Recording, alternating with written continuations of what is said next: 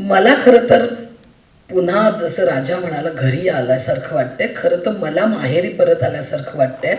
अशासाठी की खरंच मी गेल्या एक दीड वर्षभर सिनेमांचं शूटिंग करत होते, त्यामुळे मला प्रयोग करणं शक्य नव्हतं आणि मी नाटक खूप मिस करत होते. मला नाटकाचे प्रयोग, नाटकाचे दौरे हे सगळे आठवत होते. अर्थात नाटक तेव्हा शोध चालूच होता आमचा आणि त्याच्यावर काम चालूच होतं.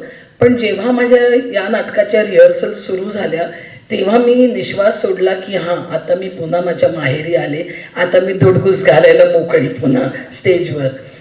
खूप मजा येते आम्हाला ह्या रिहर्सल्स करताना, कारण मुळात जो माझा फोटे आहे, जो माझा बाज आहे, तो जो सगळ्या प्रेक्षकांना आवडतो तो कॉमेडी आहे आणि मला पुन्हा इथे बऱ्याच दिवसांनी कॉमेडी करायला मिळते. त्यामुळे मी खूप खुश आहे.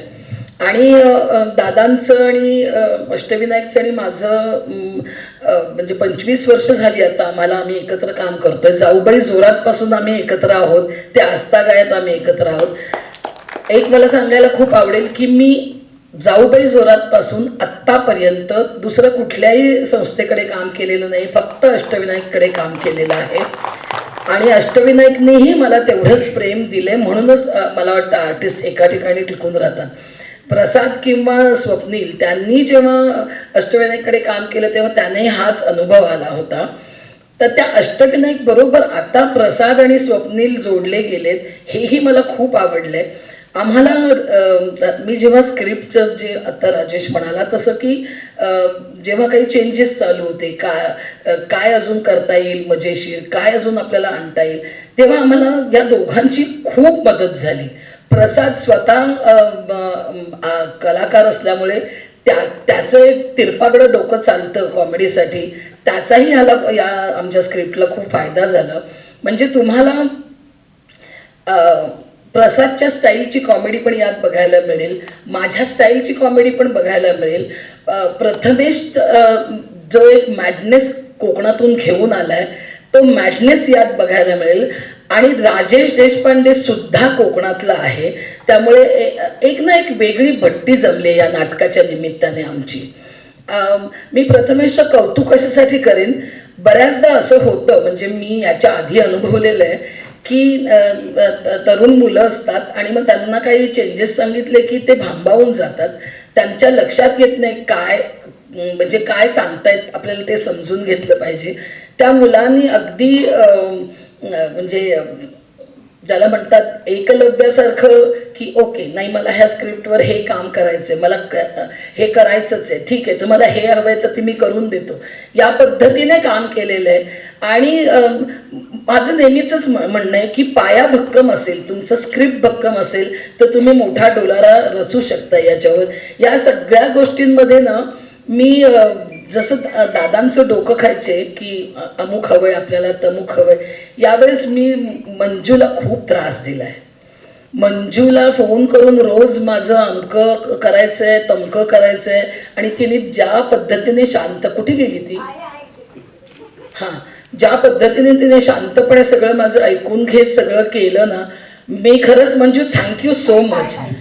कारण या सगळ्या गोष्टी नसतील ना तर शांतपणे आपलं काम करता येत नाही. म्हणजे त्या मी तिच्यावर सोपवायचे आणि मग मी माझं काम करायचे.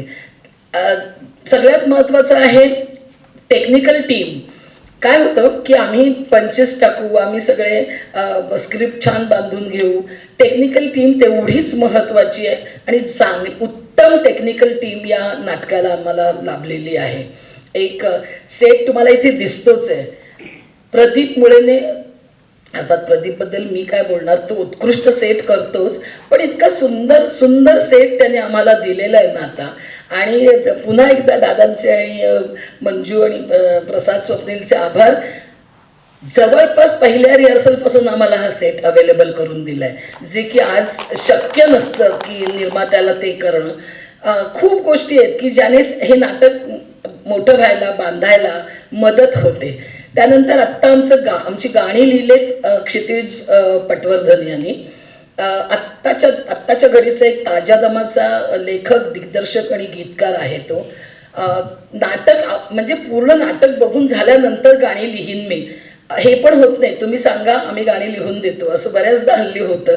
म्हणजे मला ना या तरुण मुलांचं खूप कौतुक वाटतं या गोष्टीसाठी, की सगळं आत्मसात करून घेऊन शिकून ते करतायत. ह्या गोष्टीचं मला खरंच कौतुक वाटतं खूप. आणि अजित परब त्याचं म्युझिक करतोय.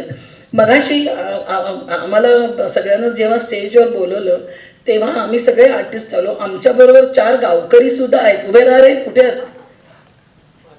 हा, ते 4 गावकरी सुद्धा आहेत, पण तेही तितकेच महत्वाचे आहेत. तेही तुम्हाला हसवणार आहेत. मला या सगळ्या गोष्टी मला या सगळ्या गोष्टी ना एक पॅकेज म्हणून खूप छान बघायला वाटतात.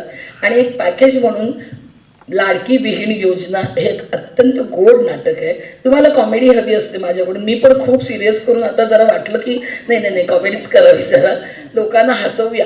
माझं एक सिरियस फिल्म आली होती आता, तेव्हा मी पत्रकार परिषदेत पण म्हटलं मला नाही आवडत लोकांना रडवायला, मला लोकांना हसवायला आवडतं. सो आता मी पुन्हा माझ्या माहेरी आले आणि मी तुम्हाला हसवायला सज्ज आहे.